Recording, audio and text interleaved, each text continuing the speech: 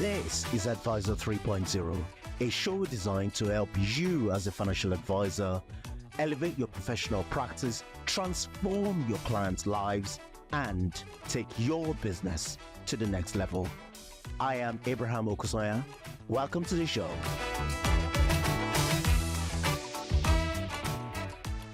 Rightly or wrongly, those of us on the independent side of advice tend to believe, we have believed for a long time, that advice given by owner, manager, small and independent sized firms is of superior quality to what you can get, for instance, let's say in private banks. We just intuitively believe that. And sometimes we can get surprised when, especially the higher net worth clients opt for advice, for instance, through the private bank channel.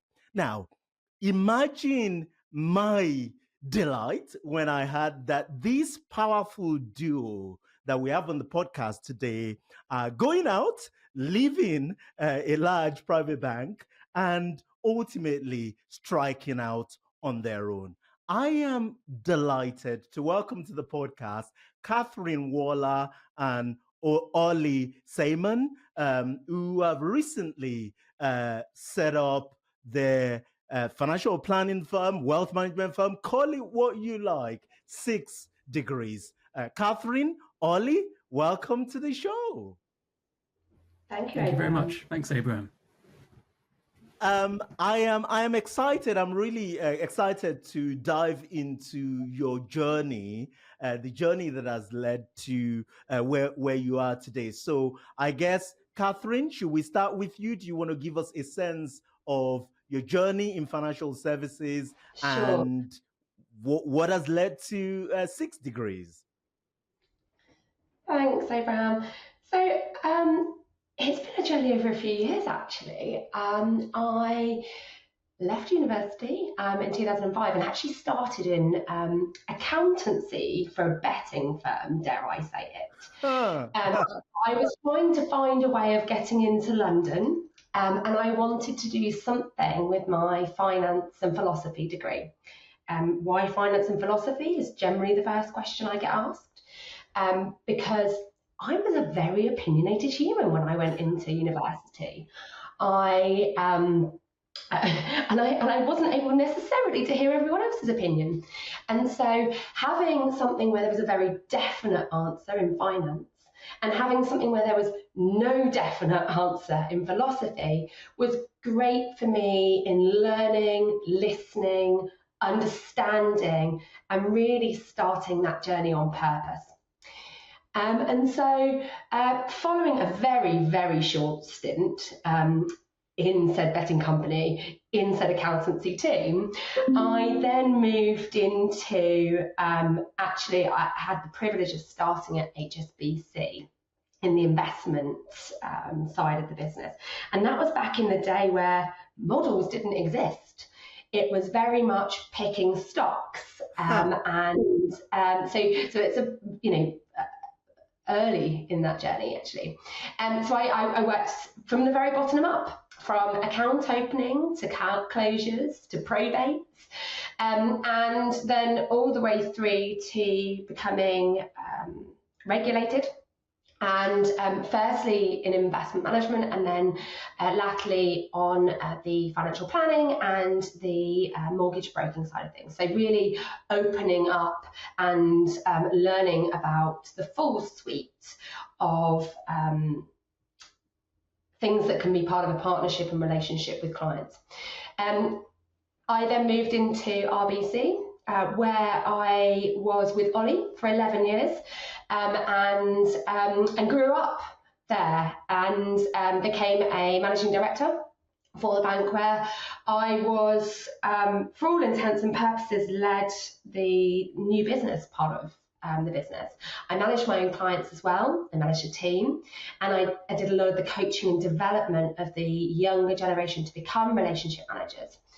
And I got the privilege to be part of the strategic side of the business as well. And that led me to where we are now. Incredible stuff. So that's a really good cliffhanger. We'll come back to that. So Ollie, give us a sense of your journey. Yeah, of course, Abraham. So, I mean, I started off in a completely different area than the one I now sit in, and that was when I was university. I was studying languages at that time. I was studying Arabic and French, and the reason Ha. that I was choosing these languages was I was half French. Okay, I'm half French, so the French bit I thought I want to be doing that and be good at speaking the language because I wasn't brought up bilingual. However, I found out that if you studied Arabic as an undergraduate, you got to go to the Middle East for a year. And the university Ha. I went to, which was Exeter, their year abroad took place in Damascus in Syria. And for me, that was an incredibly exciting prospect. I loved Middle Eastern literature. I loved the stories, the Arabian Nights, the historical traditional stories that came out of this part of the world. And the idea of spending a year there was really incredible, and it was an incredible experience. Um, but what it left me with at the end, okay, 4-year degree, fine, couple of languages. Now, what do I want to go and do? And the world is big and it was vast, and it was 2007, 2008. And I'll come back to that in a second because that was important in this. But I decided that I wanted to be in an industry where I could be meeting new people. And that really is what excited me. It was relationships, building relationships, and getting to know new people. And I'd heard about the world of private banking / wealth management, but I knew very little about it. But I thought to myself, when you hear the stories of, these incredible people that these bankers are meeting, and the front row seat they get to some fascinating individuals who've done really interesting things with their lives, I thought that might be an interesting place to start. And I got an internship to to a bank which was actually, it was an American bank. It was part nationalized in the crisis, and I effectively ended up with a front row seat to the financial crisis at Citi.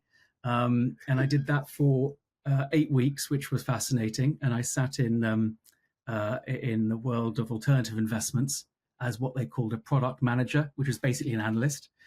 And I got a job off the back of that. And my job offer came through. It was verbally given to me on a Wednesday in October. Over that weekend, Lehman Brothers went bust. And then the next week I called up and just went, I'm sure this isn't going ahead. And they offered it to me still and gave me the contract. I was too junior to be at risk. So I spent a couple of years as an analyst in the private equity and hedge fund world, which was a huge learning curve because it's a horrendously complex and opaque world to be sort of part of. So that was interesting before moving into the private banking side. And that's when I started to manage client relationships, help clients build portfolios, learn about what makes a good wealth strategy, and what makes a good advisor. And then that's where Katherine and I's paths then cross. I moved to RBC in 2012 and spent 11 years there, which was, again, like Katherine, it was where I grew up. I've got a lot of affection for RBC and the atmosphere and culture that we also contributed to there. And that brought us to our current place.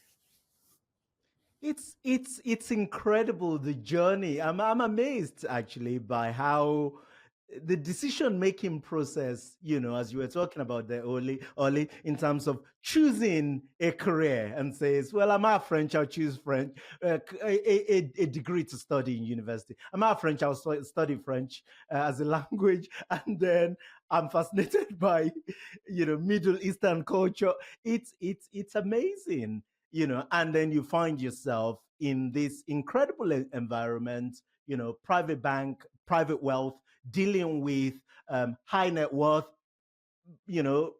also ultra high net worth. I don't know where they set the bar now, high net worth, ultra high net worth, 20 million maybe. I don't know. You tell me.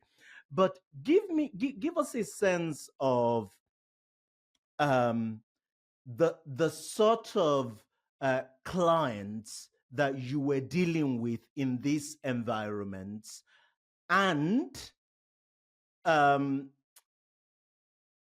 we'll come back to this later on, why you thought, actually, we're going to strike out on our own because we think we can do a better job. I'm assuming that's, what's driving the decision making, what drove the decision making to strike out, but maybe not. So give us a sense of the client and what was going on in your mind as you started to think about, making the move. Katherine, do you want to? Yeah, perhaps if I start off with how the industry's changed over the last sort of 5 years, and then Ollie, do you want to go into sort of the opportunity? So,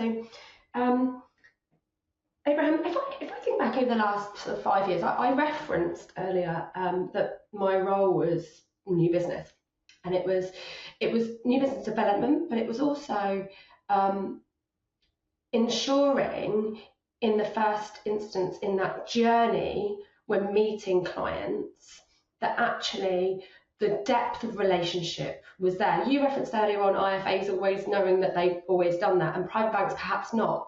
And in RBC, we were really aware that was going to be our differentiator as a way in which to win business. And that was all about getting to know the client, but not just getting to know the client. I'm not KYC. Right. It was depth, really understanding someone, really challenging their thought process, digging deep into the experiences we had had with similar types of clients to bring that to life, to give insight in a meeting. And again, insight not just being, you need to do your ISA. Insight is, what do people like me think? When they receive money into the bank account, there's this overwhelming feeling of responsibility that no one talks about. There's also experiences we have with wealth that no one talks about. Now, I'm going to come on to that a bit later because we didn't go that deeply with that in RBC. But actually, over the last 5 years, that depth of conversation, that challenge, that insight, that really getting to know a client was really fundamental in the DNA that was created in that business. And Ollie and I were integral to that. And so when it came to what do we want to do next and how do we progress this, it was about how the world has progressed, how that importance of purpose out there in the world, about everything, about our values, we talk about so much more freely than we ever did before, but was still not being portrayed in wealth conversations. So when it comes to the clients that actually we were working with previously and are working with now, there are similarities. There's similarity in size, and there's a similarity in the types of individuals, from entrepreneurs, families. But actually, the depth of relationship and the purpose and the conversation that actually in some cases becomes more of a coaching and mentoring, and in some cases therapy relationship, is where the differential comes with 6 degrees. And that's where we've taken it to as a business. Oh, do you want to go from there? I think just the only thing to add to that is that we think a lot about buying behavior of our client base. And the high net worth demographic in the UK is really interesting because we genuinely think that within the whole wealth market, from individuals with £100 in their ISAs to family offices and ultra high net worth clients, we think that high net worth demographic is the anomaly. And we think high net worth clients in our market is investable assets of between £3 and £50 million. Why are they the anomaly? I mean, it's really interesting, this. The bottom end of the market and the top end of the market resemble one another. They tend to favour index investing over active management.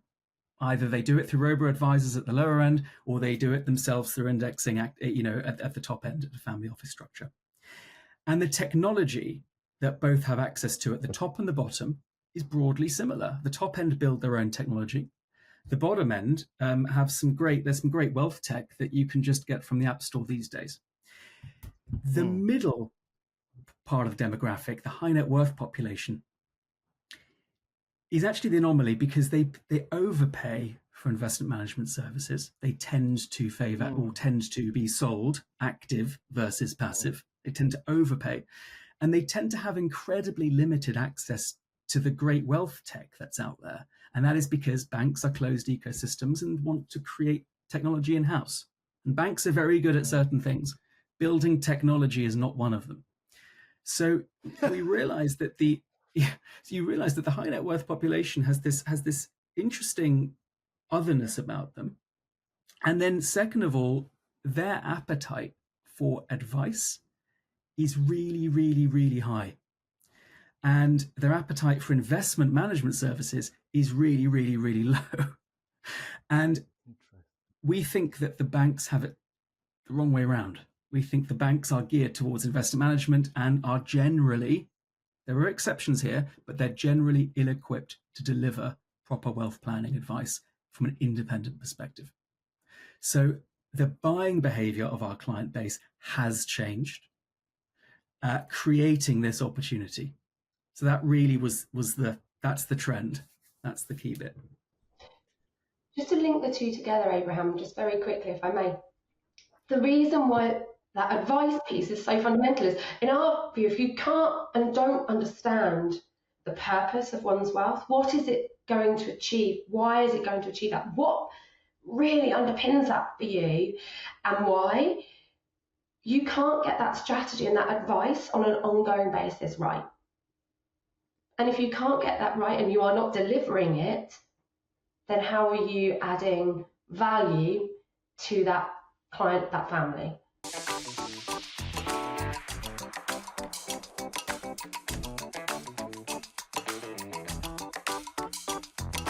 Thanks, Katherine and Ollie.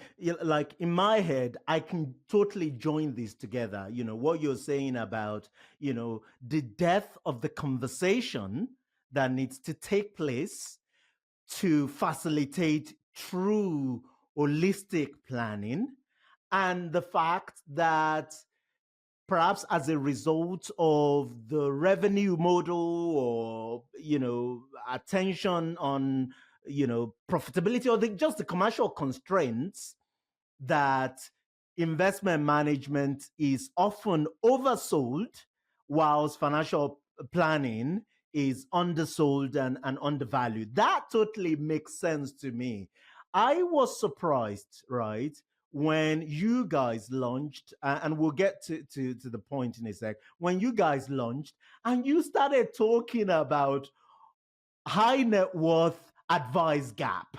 I'm thinking, what are they talking about? You know, we've associated advice gap to, you know, the, let's say, sub 200, 250 liquid wealth people who can't afford, I'm going to use in quote and unquote, a financial planner. I have associated, you know, advice gap to that cohort of people, that demographic of people. And then, you know, Katherine and Ollie came along from a private wealth environment, and they're talking about high net worth advice gap. What's going on here? So can you speak to that a little bit, you know, for our audience? So the high net worth advice gap, and I'm glad you brought it up, Abraham, because we think it's a real issue at the moment within the wealth management industry. And it's something that we've committed ourselves to try and address within the industry as a whole. And simply put, I'll give you a story of an entrepreneur. And the entrepreneur is really passionate about their business. They've put their blood, sweat, and tears into the journey. And an individual comes along, a private equity firm comes along and makes an offer for their business, and it's the right time in their journey to sell. And they've thought hard about this. It's a really hard decision. They've talked to their close family. They've talked to their sort of advisors, and they realize this is the right time to sell the company. It's difficult to do that, right? We all have spoken to entrepreneurs who've been through a sale process. And then the completion takes place and the cash lands in their account. And as Katherine said earlier, that can invoke a lot of mixed emotions. It can evoke an enormous amount of complex emotions, not all of them positive.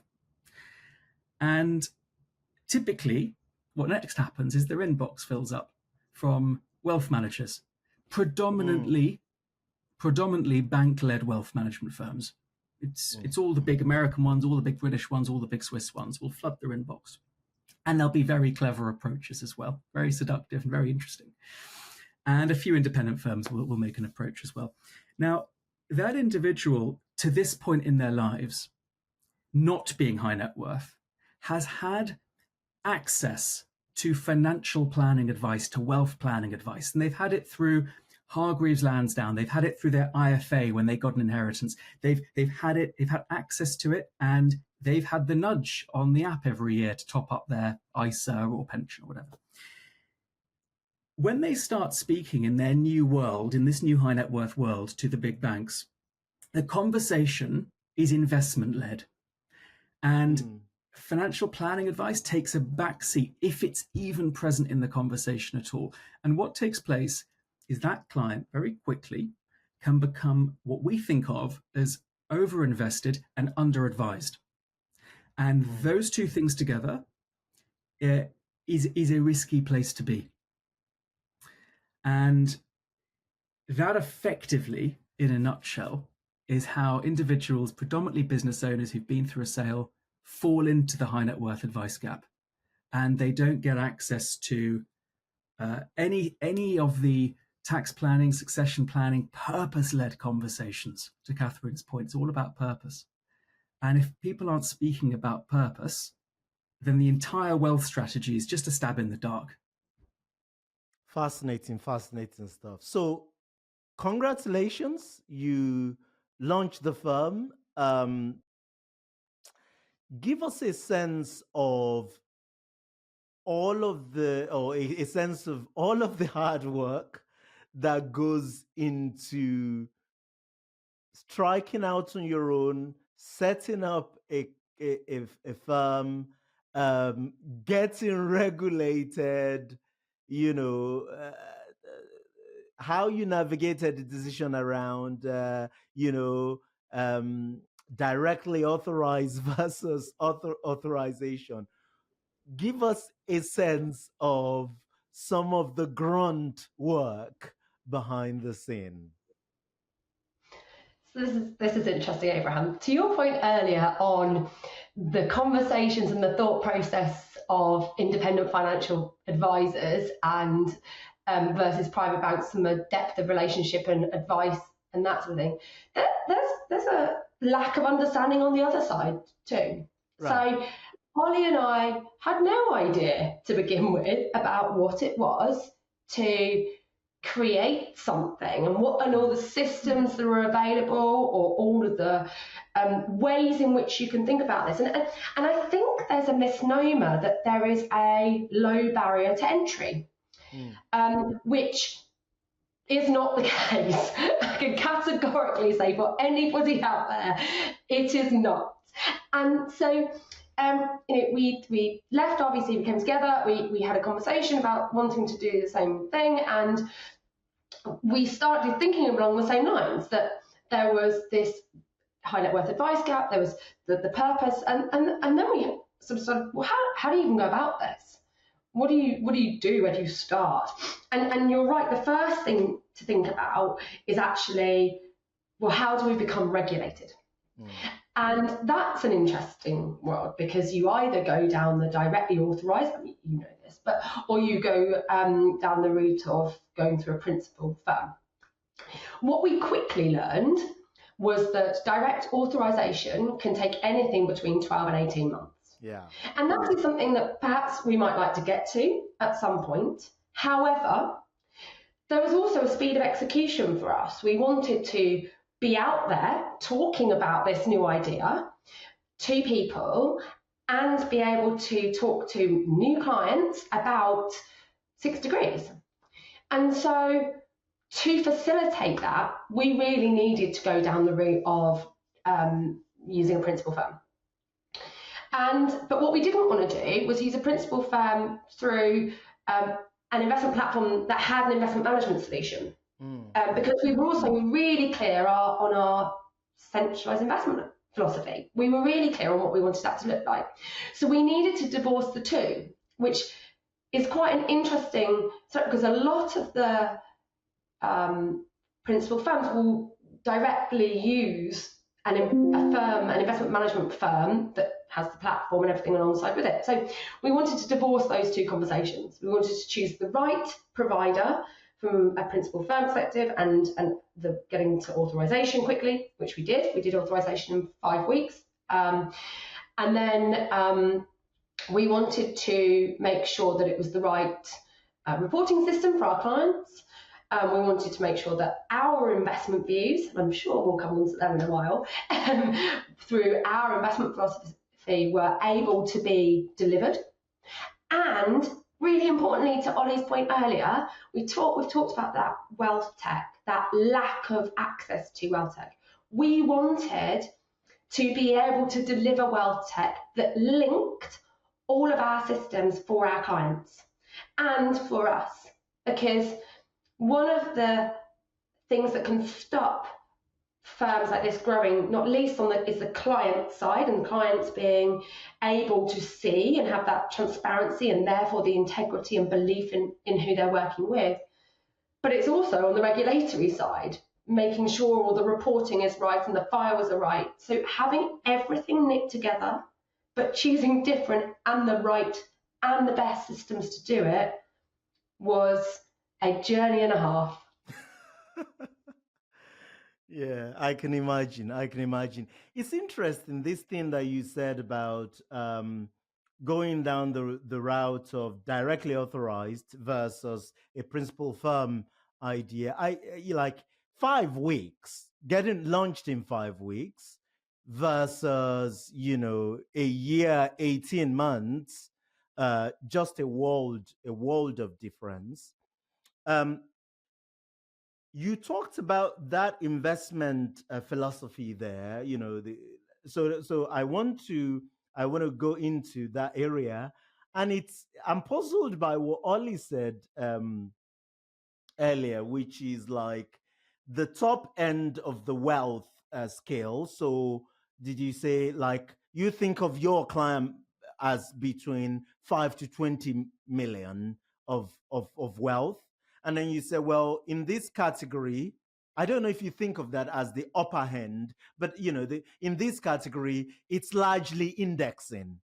I thought that in this end, in this sort of 5 to 20 million, let's stay there actually. I thought, well, yes, a big chunk of your wealth is indexed, but actually you get all sorts of things thrown into the equation, such as private equity, venture type stuff, maybe even private credit thrown in. And I'd assume that is the attraction that the advantage that maybe private banks have over the independent firms, because they can access, or they can claim to access, all of these products that may or may not be attractive to that upper end of the wealth spectrum. So anyway, speak to your investment philosophy and a wide range of products and all that sort of thing. To one of those points, Abraham, you made, it's a really good observation. The very, very top end of the market tends to want indexing in public markets. That really mirrors a trend that started some time ago with Canadian pension funds, where the aim was, how do you get public market exposure for free, and then pay the margin for esoteric, interesting opportunities. And that trend has filtered down to family offices. So that's one thing. in the high net worth space, we find that most individuals' buying behavior is influenced heavily by what they're told by big banks. And a lot of big banks will talk about how most high net worth individuals have lots of public market exposure, but need to have more exposure to private markets, whether that's equity or debt. Now, that may be the case for certain individuals. However, many individuals in our market, that 3 to 50 million of investable assets, are themselves business owners and entrepreneurs. Those individuals are already, by nature of their business interests, pretty exposed to private markets. And interestingly, it's usually in a market where they've got an edge. So that's a great place to be. If you're investing your personal capital into your venture interests that you come across, your own business, the sector where you've made your wealth and made your mark and have reputation, you've got an edge and you've got access. And those are the two factors at play. So do they need to have more exposure to private markets? We would say no in most cases, but that's not always the case. Look, we're an independent firm and we look across every provider and we think hard about every client in particular. But the truth is, most of our clients are business owners and entrepreneurs. They have this exposure anyway, and they're not paying fees for it. So we think that's solved. The only space that I think clients do appreciate is in the private market space is areas such as VCT, EIS, tax advantaged investments. That can be a beneficial add-on. So this is part of the conversation we have with clients for the right individual. Do you guys want to speak a little bit to how you actually narrowed down the decision of what your centralized investment proposition will be around the the core portfolios or core offerings to clients, and the platform on which you're going to implement that side of things? We did think long and hard about this. We wanted to develop our own investment philosophy. That was really important to us, and build a centralized investment proposition. We took inspiration from different providers in different places, but ultimately we were very clear on this idea that no one out there can predict the future. And as you're very familiar with, Abraham, it is a non-contentious thing to say. Everyone nods along. And then you look at the industry, and a lot of so much intellectual capital, right, is spent, and it's not in a malicious way, or it's not in a way that people believe what they're saying, I think, on the whole. But there's a lot of intellectual capital spent on trying to predict the future. And we sometimes, you look at it and you think, nothing is predictable, nothing. There is a really interesting writer who I love called Morgan Housel, who I'm sure you've come across, and you're a big reader. And just this concept that the black swan event is actually a pretty common thing. We can predict things that don't matter. We can't predict things that really matter. And that's sort of the concept behind it. So that led us straight towards the world of index investing. And that was really important to us to get right, because comparing performance of a basket of indices against any active manager over a decent length time frame, probably 7 to 10 years plus. And this is your industry. You wrote some of the manual on this pretty much. It's a bit of a no-brainer in our opinion, and we like simplicity and we like transparency. So those are some of the elements that fed into our centralized investment proposition. But I think, Katherine, have you got anything to add on that piece? The only thing I would add is clearly the cost. I mean, coming back to simple, transparent, impact, fees, clearly it have a huge impact on how someone's investments perform, but also back to that piece on advice. If advice is charged on a one-off basis and not in perpetuity, you can find that actually two things happen. One is the structure might need to be changed or isn't being changed or is being overly changed. And so there's two things on the fees. It's the transparency and it's the efficiency, but it's also about being continuous, because if you are continuous in the way in which you are charging fees, there's no incentive to change things or to not change things. It's important that it comes back to that purpose. Are you getting it right along the journey? And are you getting it right for the right reasons, because you understand what that purpose is at the end of it? So I think fees was really important to us in this as well.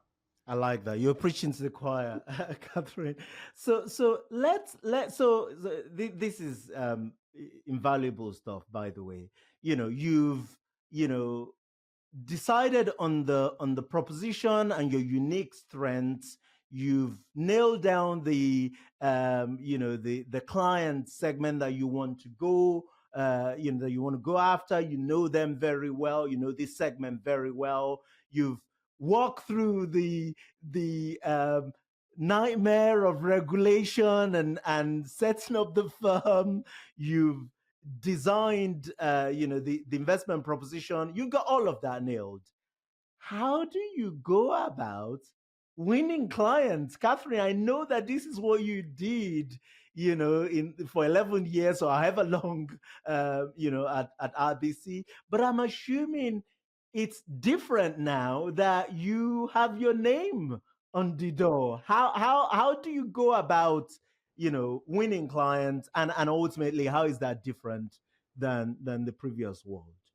There's a little bit that's actually missed out on that journey, but feeds into the answer. So if you'll bear with me, but it's brand, and it's how do we make sure that actually everything that we believe in and that purpose comes through to the market, because this is such a crowded market.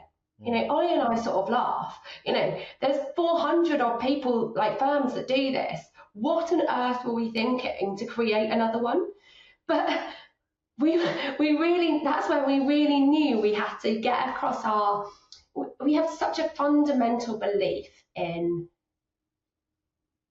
culture, brand, values, the way in which we all think about things, that purpose, that we knew this had to come through in our branding, which for those of you that haven't seen it, you should look on thisissix.com, because it comes to life immediately, the difference. I don't think I need to say much more than that. But that was the way in which we started this journey. How do we come to market and show our immediate difference with the way in which we think about this? Because that then becomes actually the door opener. Big banks have a door opener, they have a big brand in front of their name. IFAs, in some cases, have a door opener because it's something that people are aware of. People like to put us in a bucket, and we actually don't think we're in a bucket. We're sort of in our own bucket, trying to lead the industry to think differently. And so we wanted to firstly create a splash so that people knew about us and what we look like. Do you want to continue that bit of the story, and then we come on to perhaps then how we approach clients? This is the really fun bit, Abraham. This is like the fun bit. I mean, not that the clients isn't that clear. Well, this gave us the license to be playful and to give personality, because although there are 400 high net worth focused wealth managers in the UK, 99.9% of them look the same and sound the same and say the same things. Yeah. And so the opportunity to differentiate was enormous. And that was the biggest thing we considered. One of the things we talk about a lot is how traditionally And again, I'm not painting everyone with this brush, because there are some fantastic advisors out there and some really, really good firms.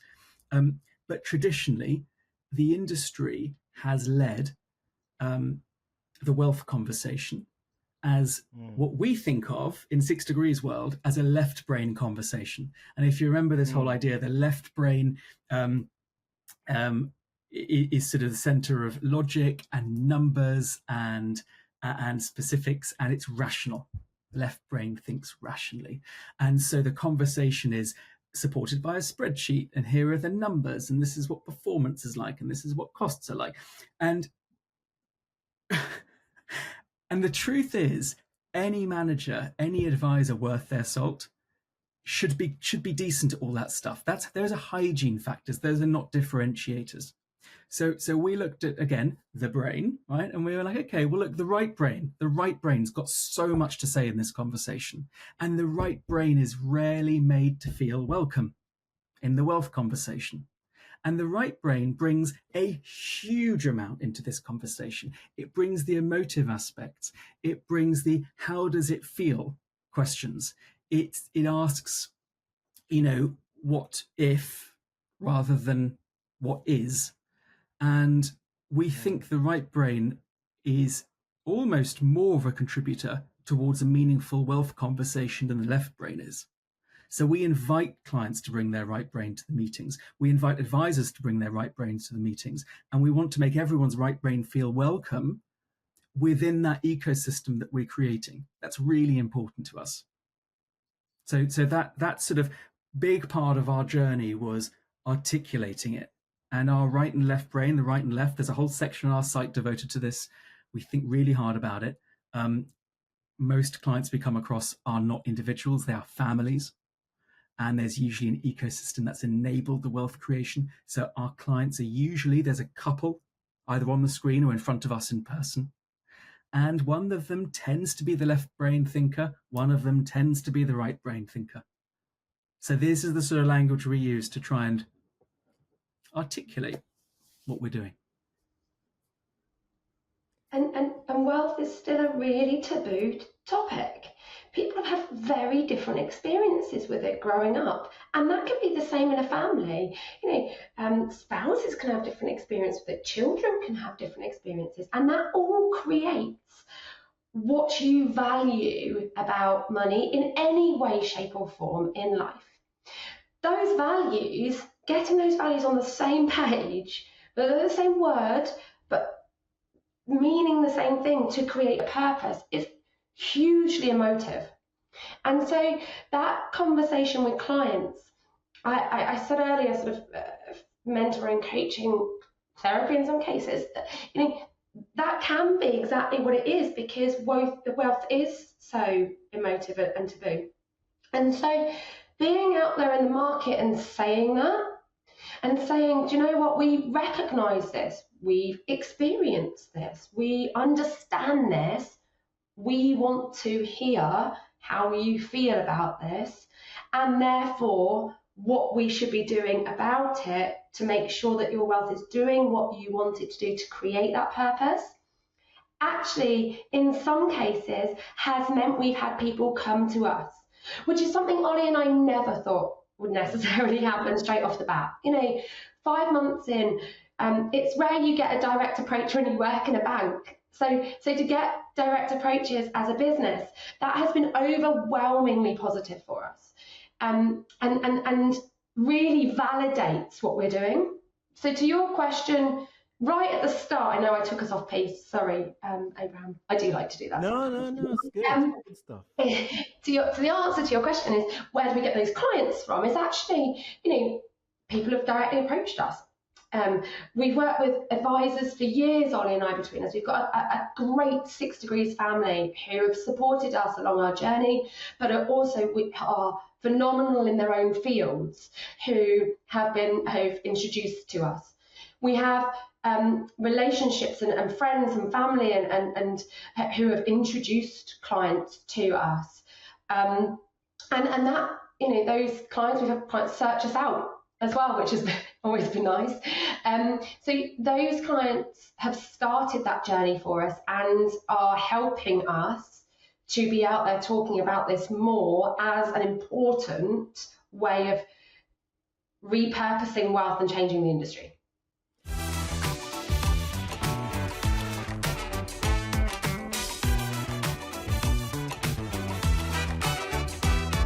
It's incredible, isn't it, that all of these things that you've been talking about right from the start of this podcast, of actually wanting to go deep in the conversation that you have with clients, being in a position, Holly, from your point of view, where advice is, as you said it, advice, I'm going to say it wrong. Investment management is oversold. Advice is undersold.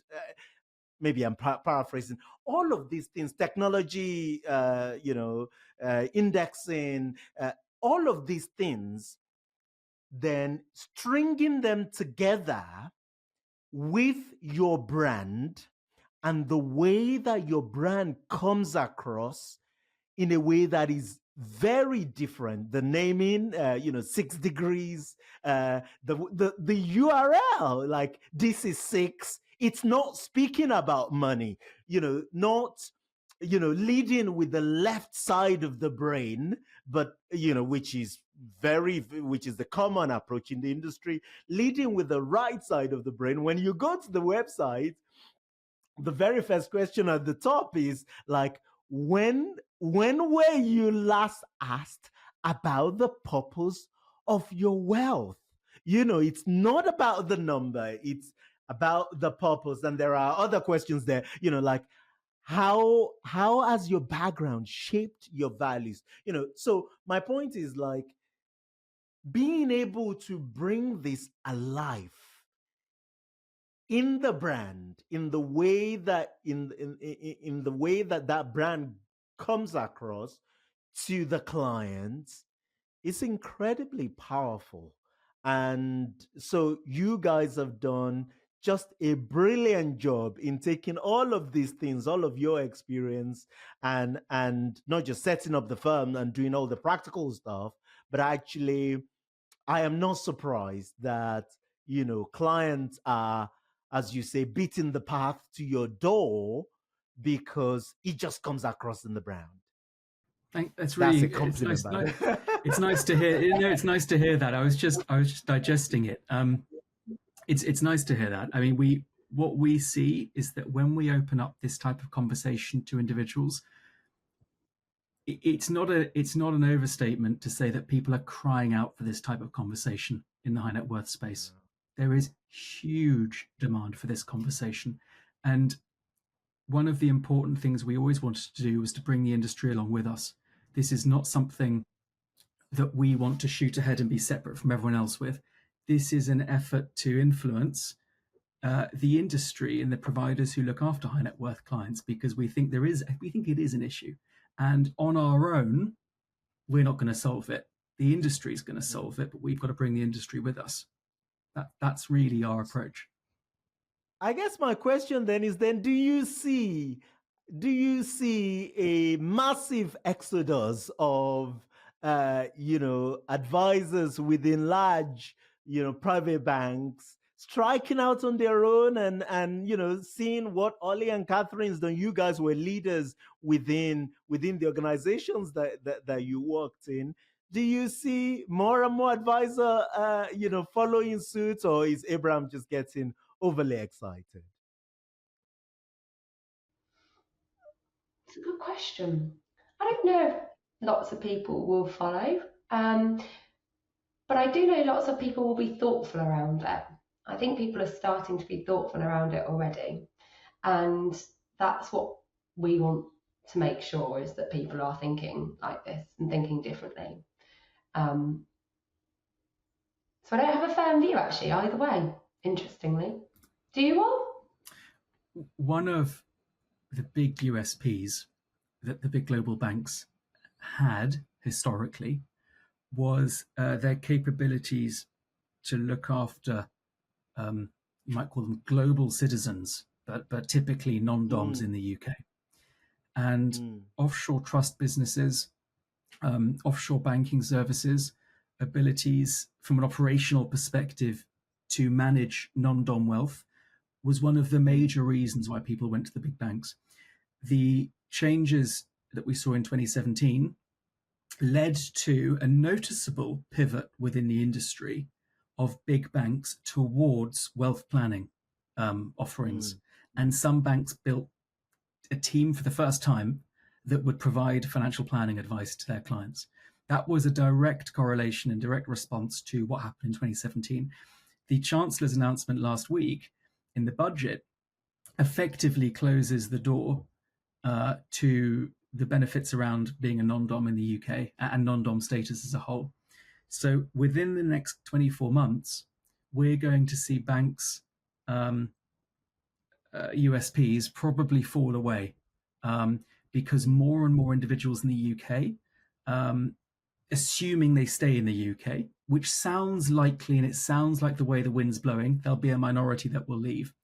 But many, many, many, many more high net worth individuals will now be looking for tax efficiency, succession planning, structuring, and purpose-led advice in a way that they haven't necessarily done in the past. So we do expect to see the market increase for the UK advisor market, which is a really positive thing. Fascinating stuff. You guys have been incredibly insightful.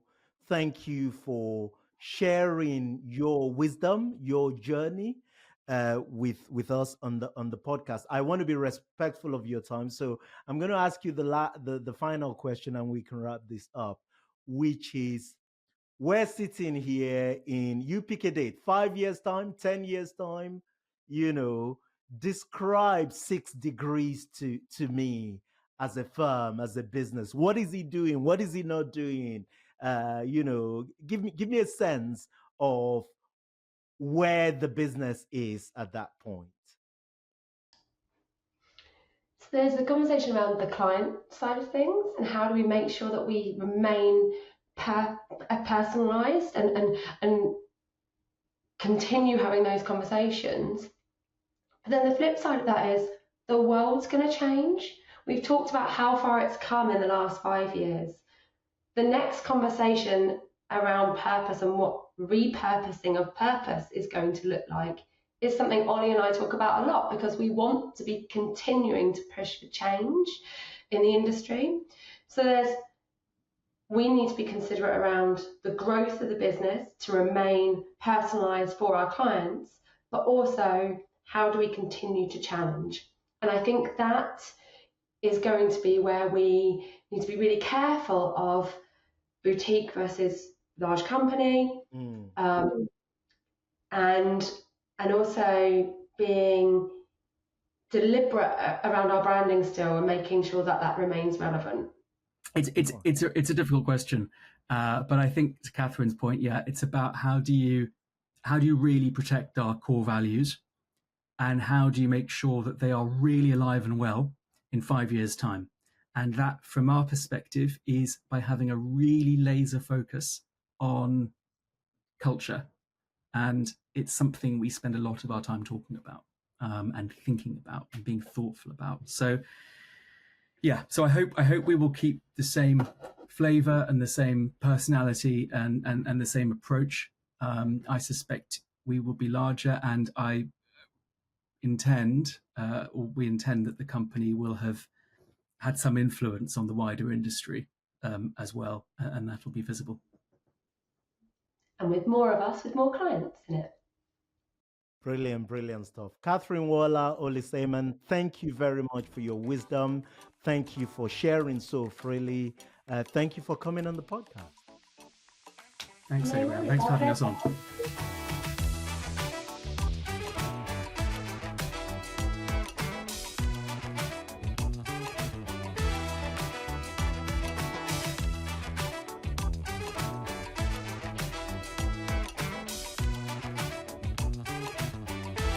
That's a wrap on today's show.